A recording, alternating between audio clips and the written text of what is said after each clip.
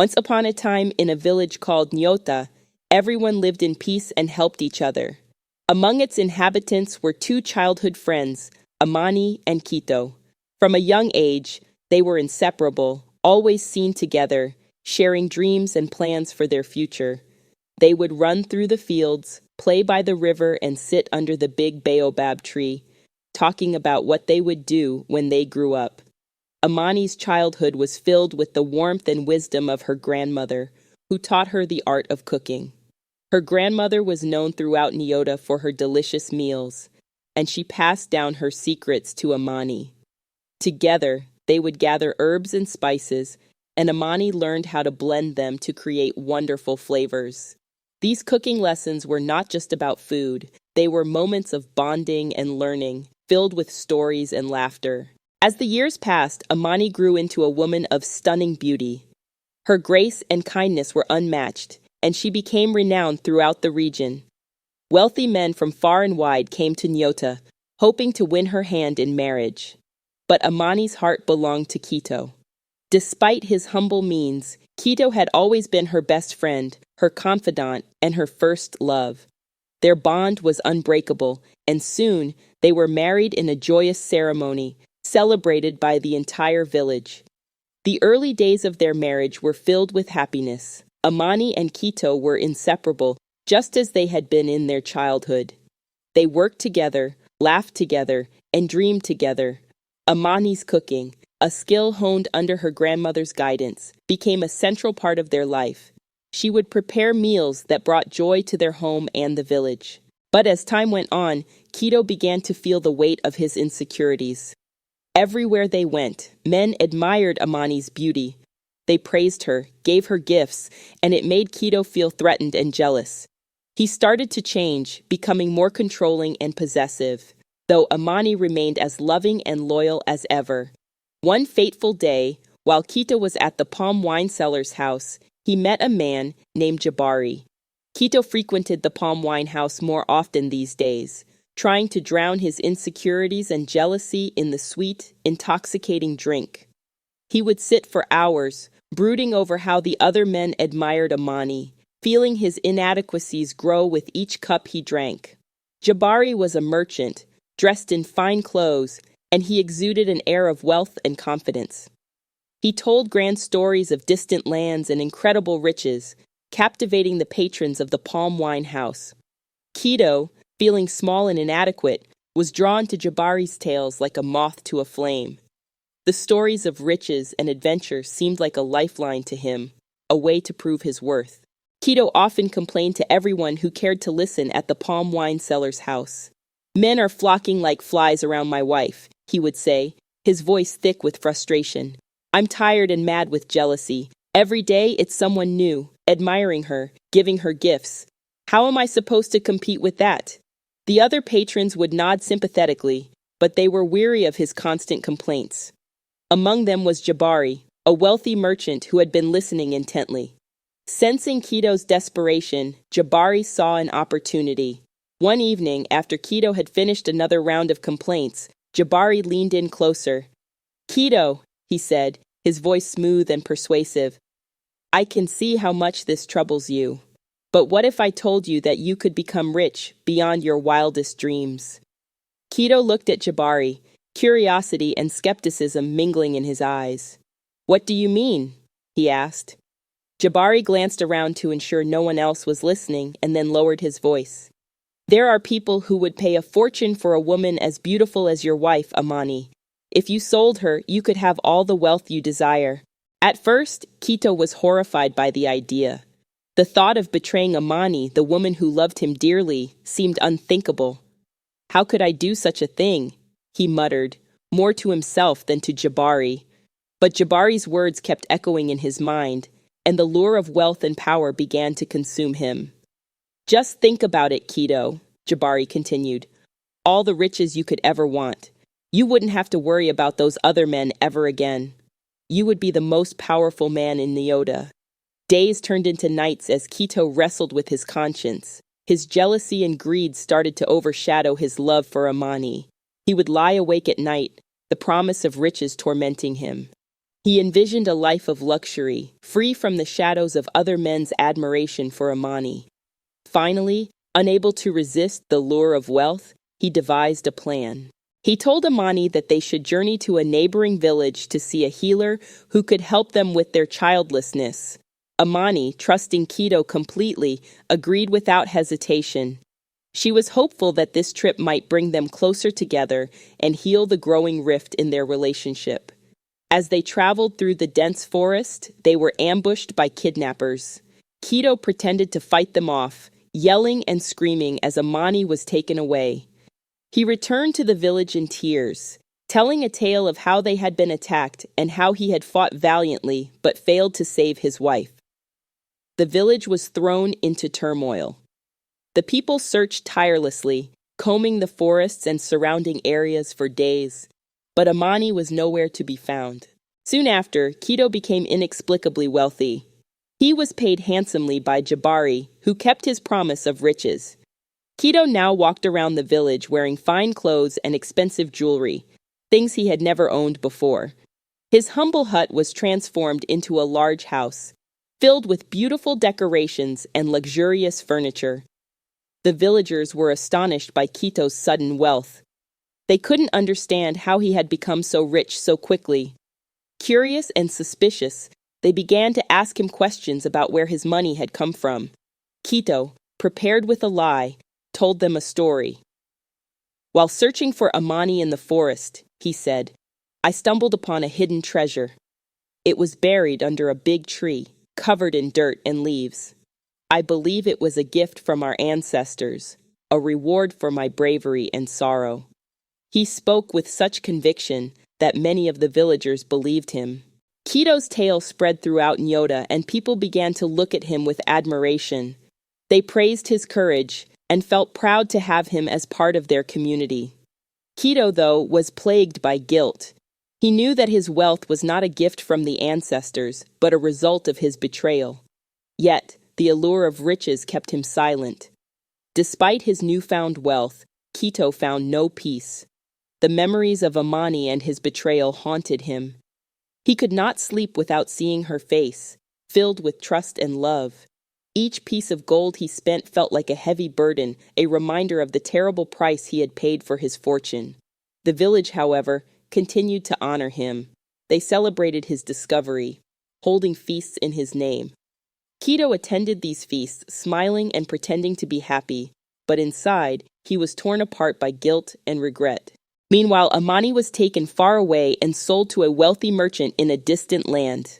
The journey was long and tiring, but Amani remained strong, remembering her grandmother's teachings about resilience and hope. When they finally arrived, the bustling city was unlike anything she had ever seen. The streets were crowded with people, and the air was filled with the scents of exotic spices and foods.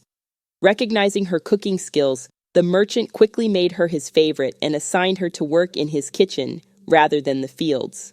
Amani's culinary talents soon became renowned, and she won the admiration of everyone in the merchant's household. She prepared meals that were so delicious that word of her cooking spread quickly. Unlike the other servants who toiled in the fields under the scorching sun, Amani spent her days in the cool kitchen, creating mouth-watering dishes. She used the skills she had learned from her grandmother, combining different herbs and spices to make every meal special. The merchant, impressed by her cooking skills, quickly realized her value and assigned her to prepare meals for important guests. One day, the prince of the land, Prince Malik, visited the merchant. The visit was intended to be a brief stop on his tour of the kingdom, but fate had other plans. During his stay, Prince Malik fell gravely ill. The royal physicians were summoned immediately and did everything in their power to treat him, but his condition only worsened. Amani, who had learned about herbs and natural remedies from her mother back in Neota, saw the desperation and worry in the household. She approached the merchant with a request. Please, she said, let me try to help the prince. I have knowledge of herbs that might aid his recovery. The merchant, desperate to save his important guest and impressed by Amani's confidence, agreed. Amani set to work, carefully preparing a healing broth using her knowledge of medicinal herbs. She stayed by Prince Malik's side, tending to him day and night. Her dedication was unwavering, and she gently coaxed him to eat and drink the remedies she prepared. As days passed, the prince began to show signs of improvement. His strength slowly returned, and the color came back to his cheeks. Prince Malik, during his moments of lucidity, noticed Amani's tireless care and her gentle, soothing presence. He was deeply grateful for her kindness and the skills that had saved his life. "Who is this woman?" he asked the merchant one day as he regained his strength. "She is Amani," the merchant replied, "a remarkable woman with unmatched skills in healing and a heart full of compassion." When Prince Malik had fully recovered, he requested to speak with Amani privately. "Amani," he began, "you have saved my life with your knowledge and kindness. I am deeply indebted to you. I would like you to come with me to the palace. There, you can use your talents to help many more people." Amani was surprised by the prince's request, but agreed, seeing an opportunity to do good and perhaps find a new purpose in her life. She accompanied Prince Malik to the palace, where her gentle nature and unmatched skills quickly endeared her to the royal family. The palace was magnificent, with tall towers and beautiful gardens. The king and queen were impressed by her wisdom and compassion, and soon, Amani was not just a servant but a trusted member of the household. Time passed, and Amani's bond with Prince Malik grew stronger. They spent many hours talking about their dreams, their fears, and their hopes for the future. Amani's kindness and intelligence captivated Malik, and she found in him a kindred spirit who valued her for who she was, not just for her beauty or her skills. They would walk in the gardens, discussing ways to help the people of the kingdom and sharing stories from their pasts. The entire kingdom noticed the change in Prince Malik. He was happier, more at peace, and more dedicated to his duties. It was clear to everyone that Amani had a profound influence on him. The prince often sought her advice on matters of state and personal affairs, valuing her perspective and insight. One evening, as the sun set over the grand palace gardens, Prince Malik and Amani walked among the blooming flowers. The air was filled with the sweet scent of jasmine, and the sky was painted in hues of pink and orange. Prince Malik stopped and took Amani's hand, his eyes filled with sincerity and love. "Amani," he said, his voice soft but steady, "you have brought light and joy into my life. Your kindness saved me, and your love has transformed me. I cannot imagine my life without you. Will you marry me and be my princess?" Amani's heart swelled with joy and love. She looked into Malik's eyes, seeing the depth of his feelings reflected there. "Yes, Prince Malik," she replied, her voice trembling with emotion. "I will marry you and stand by your side forever." Their wedding was a grand celebration, uniting not just two people, but the hopes and dreams of a kingdom. Amani became a beloved princess, ruling with wisdom and compassion alongside Prince Malik. Together they brought prosperity and peace to their land, and their love story became a legend told for generations. Years passed, and Prince Malik and Princess Amani ruled their kingdom with wisdom and compassion. Their love for each other grew stronger with each passing day, and they became beloved by their people. Despite her happiness, Amani never forgot her homeland, Neota. She often thought of the village, the people, and the life she had left behind. After the passing of the king, Prince Malik was crowned king, and Amani became the queen. With her new title and responsibilities, Amani's thoughts turned even more to Neota. She felt a deep longing to see her homeland and the people she had left behind. She knew she had to return, if only for a visit, to find closure and perhaps bring some peace to her heart. One evening, as they sat in the palace gardens, Amani turned to King Malik. "My king," she began softly, "I have been blessed with so much here, but my heart longs to see my homeland once more. I wish to return to Neota and visit my village. Will you grant me this favor?" King Malik, loving and supportive, smiled warmly. "Of course, my love, we will go together, and you shall return to Neota in a grand style, as befits a queen." A grand procession was arranged. Amani and King Malik, accompanied by a retinue of attendants, set out for Neota. The journey was long, but Amani's heart was light with anticipation. As they neared the village, memories flooded back, and she felt a mixture of joy and apprehension. When they arrived in Neota, the villagers were astonished to see Amani, now a queen, returning in such splendor. They gathered around, eager to hear her story and to welcome her back. Amani stood before them, her heart full, and began to speak. "My dear people of Neota," she began, her voice carrying the strength of her journey and the warmth of her love for them. "I have traveled far and experienced much since I left this village. I have faced hardships and found unexpected blessings.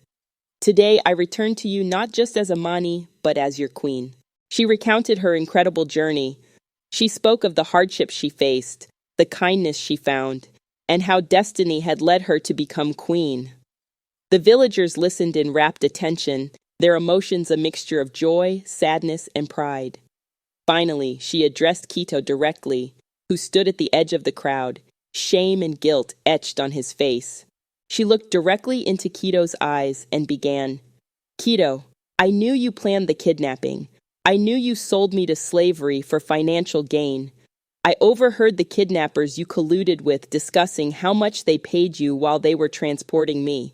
They laughed about how desperate you were for wealth and how easily you betrayed me." The crowd gasped, their shock turning to outrage. Amani continued, her eyes never leaving Kito's. "Despite the pain you caused me, I have found it in my heart to forgive you. Because of your actions, destiny led me to where I am today. It was not an easy path, but it made me who I am." The villagers, however, could not so easily forgive Kito. Enraged by his betrayal and the suffering he caused, they chased him out of the village, banishing him forever. Kito fled, his wealth and ambitions reduced to nothing, left to ponder the consequences of his greed and jealousy. Amani stayed in Neota for some time, sharing her wisdom and experiences. She helped her village flourish, ensuring that the bonds of trust and love were strengthened. Her story became a legend, a tale of resilience, forgiveness, and the transformative power of destiny. When it was time to return to her kingdom, Amani left with a heart full of peace, knowing she had brought closure to her past and hope to her people. She continued to rule with grace and compassion, forever remembered as the queen who rose from humble beginnings and never forgot her roots. Back in the kingdom, Amani and Malik continued to lead with justice and kindness. They built schools, hospitals, and community centers, ensuring that their people had the resources they needed to thrive. Amani's influence spread far and wide, and her story was told across the land as an inspiration to all. As the years passed, Amani and Malik had children of their own, raising them with the same values of compassion, integrity, and humility that had guided their own lives. The kingdom prospered under their rule, and the legacy of Queen Amani lived on long after they were gone. The tale of Amani and her journey from Neota to the throne became a cherished legend, a testament to the power of forgiveness, the strength of the human spirit, and the enduring bond between a queen and her people. And in Neota, the story of their beloved Amani was told for generations, reminding everyone that true greatness comes not from wealth or power, but from kindness, courage, and the unwavering belief in the goodness of others.